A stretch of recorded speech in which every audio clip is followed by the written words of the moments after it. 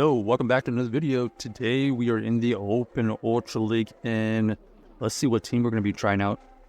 We're going to be using the Virizion paired with the Shadow Skuntank and the Shadow Typhlosion in the back. So we're going to switch out here into the Typhlosion. They counter into the Ralligator. We do have an energy advantage, so let's see if we can grab some shields out of this situation. We're going to over farm here, and our opponent does reach a move. We can shield here or let this go. We decided to just take the shield advantage. We're going to go into our Virizion here to build up energy of our own. They go for the ice beam. We are able to survive that, and now we just got to make sure we throw this leaf blade after building up a good amount of energy. This is going to get the shield or going to get the KO. Decided to let it go. You know that Skeletor is still lurking there, and we see the Swampert. Okay, Swampert here. It's going to be interesting. Do we decide to go for the KO or do we go for the bait? We could decide to go for the bait here. Let's see if our opponent is recognizing the situation. No, they decide to call the bait, so they are able to survive it. Now we have to make sure we shield this situation here. Trying to get the farm down. Oh, unfortunately, I think we were one fast move away from the farm down. We are going to have to... yeah, unfortunately, we don't have Stone Edge on this Virizion, so this is going to be GG's right there. So the only play right there was to go for the farm down versus that Swampert, and even then, we would have needed at least 2 crunches to take out that Skeletor. All right, another Skeletor here, tough lead. We're going to switch into the Typhlosion. Let's see what they have in the bag. This time it's Licky, so maybe we can wiggle out of the situation here. We don't see the Ralligator. Huge blast burn goes through. Now our opponent here is going to be forced to use some energy. The body slam does get used. We're looking for the farm down. Okay, one show farm down, anticipating another body slam, and just like that, we do flip the switch right there. We are going to have to throw this blast burn here, as we are only going to be able to get to one move. They decided to shield that, and even though we did flip the switch, our Skuntank here it's going to have to tank a lot of move. It is going to be taking a lot of neutral damage here. Our opponent does go for another disarming voice, and you can see right here, we are going to have to shield. Let's see if our opponent lets this go. If they let this go, we might have a chance, but they know our entire team here, so this is going to indicate whether we're going to be able to win this game here. They decide to shield, and now they're just going to take us out. So GG's to our opponents.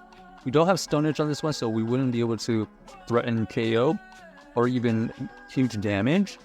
The blade is not enough, unfortunately.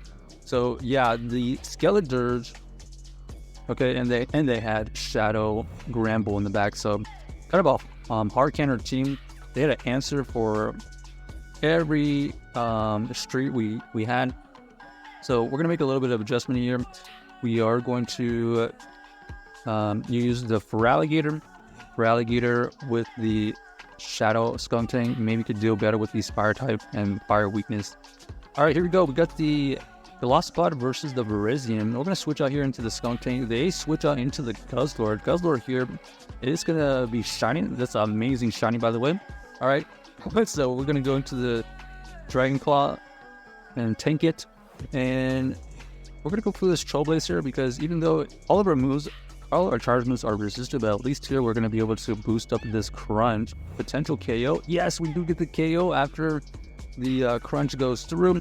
Our opponent here uses the Velocipod to come back in. We're going to use our Ralligator here. They do decide to go for the X-Scissor. So X-Scissor is going to be very spammy. However, we know that this X-Scissor now doesn't quite do as much towards our Virizion. So after this move here, we do get the farm down after the debuff, so that's a great situation for us. We go for this Hydro Cannon here. This Hydro Cannon does deal a significant amount of damage, but they can survive it. We know that we're going to go to this Hydro Cannon here. It's going to grab that shield, so now we're in the 1-to-1 shield situation. We're going to fire off this Leaf Blade here immediately. This is going to get the shield, and now it comes down to, do we think that this is going to be the Ice Beam or the Hydro Cannon? Shadow Ralligator goes for the Ice Beam. We are able to survive it, and now we're just going to make sure we shield here, and now it's a race to the move. Who's going to be able to get to their next move? We are. So GG's to opponent, able to come back from that Velocipod lead. They actually end up having double water, right? So they're ABA water types, and luckily our Virizion was able to kind of core break that thing. Okay, so we got the Virizion versus the Feraligatr. Great lead here. Let's see what they do. Do they decide to stay in or switch out? Okay, they're staying in for now. We're going to fire off this lead play here. This is going to get a shield or tremendous damage. Huge damage goes through. Potential Ice Beam here. Most likely it is. There's the Ice Beam. They decide to just switch out of that situation. We're going to go into our Feraligatr right here. Looking to do a lot of spam attacks. You can see right here, they are able to tank the first one. We tank the first crunch as well. Here we're going to have to shield once so that we can threaten another shield as well. They actually have the Aqua Tail and Crunch version, so now we know their movesets. They decide to take the shield advantage, but their